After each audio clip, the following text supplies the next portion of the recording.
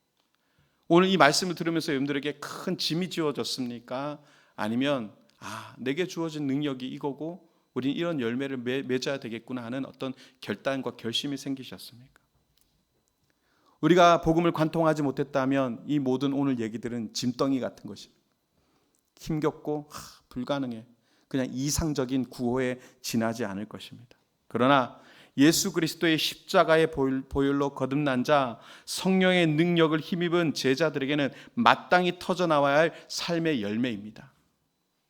이 땅에 오심, 우리를 위해서 함께 하셨고 십자가에 그 죽으시고 다시 부활하시고 승천하셔서 우리를 위해서 간구하시다가 이 땅에 다시 재림하시어 새하늘과 새 땅을 이루시는 이 모든 하나님의 엄청난 위대한 경륜, 이것이 바로 복음이다라고 처음에 말씀드렸습니다. 이것을 가졌기에 우리가 할 수 있는 것입니다.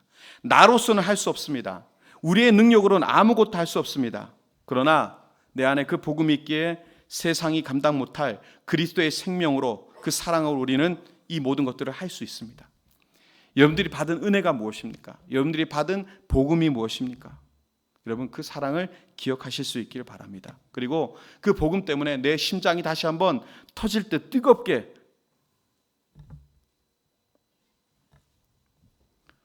그렇게 일어날 수 있는 은혜가 있으시길 바랍니다.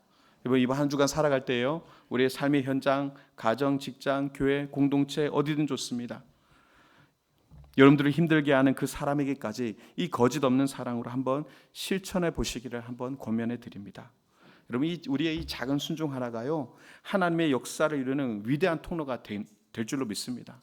여러분, 악에게 지지 말고 오직 선으로, 뜨거운 제자의 사랑으로 세상을 이기시는 저와 여러분 되시기 바랍니다.